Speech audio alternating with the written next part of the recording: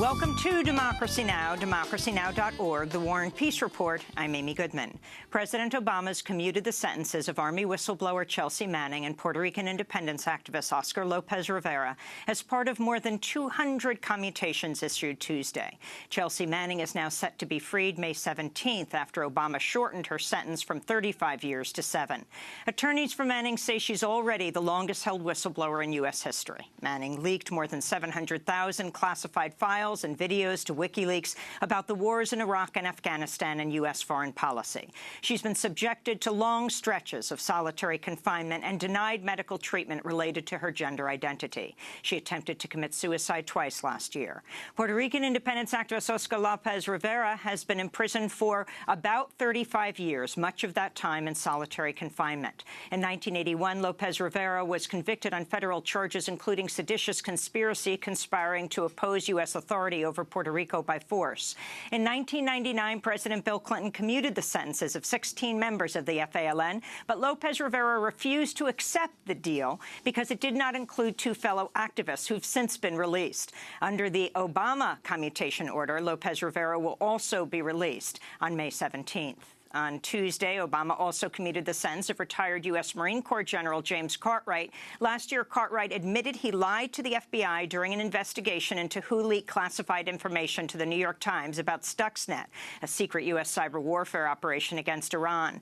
According to Yahoo News, General Cartwright was the 10th person to be criminally charged under President Obama in a case related to classified disclosures, more by far than were brought by any president before him. We'll have more on the commutations of Manning and Oscar Lopez Rivera after headlines. President Obama did not, however, pardon NSA whistleblower Edward Snowden or Native American activist Leonard Peltier Tuesday. Peltier is a former member of the American Indian Movement who is convicted of killing two FBI agents during a shootout on South Dakota's Pine Ridge Indian Reservation in 1975. He's long maintained his innocence. Many are calling on Obama to pardon Peltier, and activists have been maintaining a daily vigil outside the White House since late November demanding his freedom. We'll have more on Peltier's case later in the broadcast. Confirmation hearings for President-elect Donald Trump's cabinet nominations continue on Capitol Hill. On Tuesday, Education Secretary nominee Betsy DeVos faced intense questioning by Democratic senators over her role in her family's foundations, which have poured millions of dollars into funding private Christian schools and anti-LGBTQ organizations, including the group's Focus on the Family and the Family Research Council, which the Southern Poverty Law Center has listed as an anti-LGBT hate group. This is New Hampshire Senator Maggie Hassan. I understand that there is a foundation, the Edgar and Elsie Prince Foundation, which I take it is a foundation named for your parents. Is that correct? It's my mother's foundation. It's your mother's foundation, and you sit on the board. I do not. You do not? No. Okay, so when it made its over $5 million donation to Focus on the Family, you didn't know anything about it? My mother makes the decisions for her foundation. That's Betsy DeVos answering Senator Hassan's questioning. Later in the confirmation hearing, Senator Hassan again questioned DeVos about her role in the Family Foundation. I just wanted to clarify the issue about whether you were on the board of your mother's foundation. I have 990s up through 2013 where you're listed as the vice president and a board member. So was that just a mistake on your part? That was a clerical error. I can assure you I have never made decisions on my mother's behalf on her foundation board. So the listing that you were the vice president of the board is incorrect? That is incorrect. DeVos was listed as the foundation's vice president in federal tax filings for several years. Betsy DeVos is a longtime backer of charter schools and vouchers for private and religious schools. She and her husband have also invested in a student debt collection agency that does business with the Education Department. During Tuesday's hearing, Washington Senator Perry Murray questioned DeVos about whether she would privatize education. Can you commit to us tonight that you will not work to privatize public schools or cut a single penny from public education? Senator, thanks for that question. I look forward, if confirmed, to working with you to talk about how we address the needs of all parents and all students. And we acknowledge today that not all schools are working for the students that are assigned to them. And I'm hopeful that we can work together to find common ground and ways that we can solve those issues and empower parents to make choices on behalf of their children that are right for them. I take that as not being willing to commit to not privatizing public schools or cutting money from education. The Senate also held confirmation hearings Tuesday for Montana Congressmember Ryan Zinke, who's Trump's nominee to head the Interior Department. This is Alaska Senator Lisa Murkowski questioning Zinke about whether he would attempt to roll back President Obama's ban on oil drilling in the Arctic. Will you commit to a formal review of all of the Obama administration's actions that took resource-bearing lands and waters in Alaska effectively off the table, including the decisions that specifically prevented the leasing of those lands and those waters for development, and determine whether or not they can be reversed?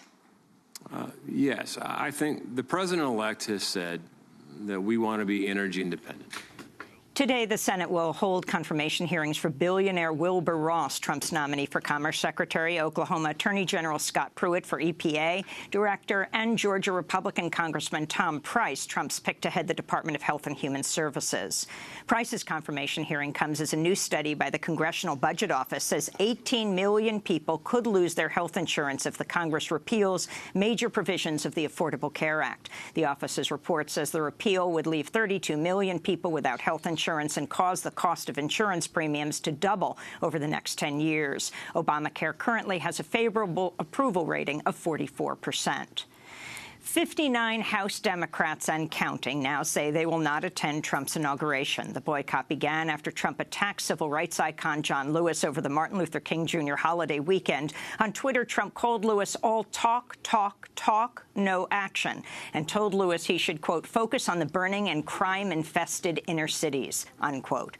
On Tuesday night, a man lit a fire near Trump International Hotel in Washington, D.C., and said he was trying to light himself on fire as a protest against Trump's inauguration. Trump has a historically low approval rating for an incoming president. A Monmouth University poll released Tuesday found only 34% of U.S. residents view Trump favorably. President Obama, in comparison, had an 84% approval rating just before his inauguration in 2009. A former contestant on Trump's reality TV show, The Celebrity Apprentice, has sued Trump for defamation. In October, Summer Zervos of The Apprentice accused Trump of repeatedly sexually assaulting her during a meeting in 2007, saying Trump kissed her on the lips, pressed his body against hers, and groped her breasts, all without her consent. She was among a series of women who accused Trump of sexual assault during the 2016 campaign. Trump, in return, called Zervos, the other woman, and the other women, liars. This is Zervos announcing her lawsuit alongside her lawyer, Gloria Allred. Since Mr. Trump has not issued a retraction, as I requested, he has therefore left me with no alternative other than to sue him in order to vindicate my reputation. I want Mr. Trump to know that I will still be willing to dismiss my case against him immediately for no monetary compensation if he would simply retract his false and defamatory statements about me and acknowledge that I told the truth about him. Was Summer Zervos, previously on The Apprentice. At a news conference in Moscow, Russian President Vladimir Putin responded to unsubstantiated memos prepared by a British intelligence operative that say Russia has compromising information on Trump, including a sex tape of Trump from 2013 involving prostitutes in Moscow. This is Putin. Trump arrived and straightaway rushed to meet with Moscow prostitutes. This is an adult man, first of all, and apart from that, is a man who for many years took part in organizing beauty contests. He has socialized with the most beautiful women in the world. It is hard to believe that he ran to a hotel to meet with our girls of loose morals, although they are the best in the world. Just after arriving in Washington, D.C. yesterday, Donald Trump appeared at dinner for foreign diplomats in D.C., during which he spoke about longtime ExxonMobil CEO Rex Tillerson, who Trump has nominated to head the State Department. Rex Tillerson, and these lights are bright, but he's around here someplace. Where's our Rex? Wow. What a job. And Brenda, thank you very much. Thanks, Rex. I think it's tougher than he thought. He figured, you know, he's led this charmed life. He goes into a country, takes the oil, goes into another country. It's tough dealing with these politicians, right? He's going to be so incredible, and I'm very proud of him. During Tillerson's confirmation hearing, he faced opposition from some members of the Senate Foreign Relations Committee, including Republican Florida Senator Marco Rubio, as well as others over Tillerson's close ties to Russia. But even if Senator Rubio votes against Tillerson and the committee does not approve him, the committee chair, Senator Bob Corker, may take the unusual step of calling a vote on whether to send Tillerson's nomination to the full Senate, a move that hasn't happened in decades. The Nigeria military has bombed a government-run displaced persons camp, killing dozens of refugees and at least 6 humanitarian aid workers. Nigerian officials say the bombing was an accident. This is Hughes Robert of Doctors Without Borders. We are speaking about a location that was really hard to reach, where people for more than 6 months could not access basic already assistance, where population was really in a very bad situation with extremely severe acute malnutrition on spots.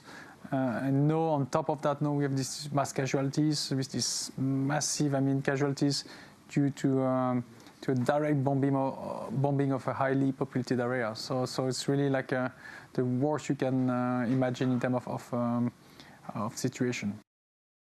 In North Dakota, Republican lawmakers have introduced a bill that would shield drivers from liability if they injure or kill a pedestrian obstructing traffic. It's one of several bills aimed at cracking down on the resistance against the $3.8 billion Dakota Access Pipeline, which has seen Native American water protectors at times marching on public roads and highways. Actions against pipelines continue across the United States, including in Florida, where water protectors locked themselves to a truck Monday to stop the Sable pipeline. In Memphis, Tennessee, where 12 activists were arrested at the Valero refinery at a protest against the Diamond Pipeline on Monday. And in Texas, 2 water protectors were arrested after locking themselves to heavy equipment Friday to delay construction of the Trans-Pecos pipeline, which is being built by the same company behind the Dakota Access Pipeline. In New York City, over 100 people set up a protest encampment outside the headquarters of financial giant Goldman Sachs, which they are calling Government Sachs. At least 3 of Trump's cabinet and cabinet-level picks are tied to Goldman Sachs, including Treasury Secretary nominee Steve Mnuchin, National Economic Council Director Goldman Sachs President Gary Cohn, and Trump chief strategist, former Goldman Sachs executive Stephen Bannon. Over a dozen people camped out overnight in the freezing cold. This is protester Jonathan Weston. I would say people that believed he was going to drain the swamp have been lied to. It has been a complete fraud. When he talked about draining the swamp, he brought them in closer. He brought all of the swamp monsters inside the White House. Now they have a permanent office and are controlling all of the institutions of government. And in Mexico, Goldman Environmental Prize winner Isidro Bodenegro Lopez has been assassinated. The indigenous leader has long organized against illegal logging and deforestation in the Sierra Madre Mountains. Decades ago, his father was also murdered after leading mass protests against illegal logging in their family's ancestral lands. This is Bodenegro Lopez, who won the prestigious Goldman Prize in 2005. We know there are people who want to pillage the riches of the Sierra, and they don't even live here. By fraud and forgery, they managed to get away with it. And we oppose this. They are not going to log the forest. And those are some of the headlines. This is Democracy Now!, democracynow.org, The War and Peace Report. I'm Amy Goodman.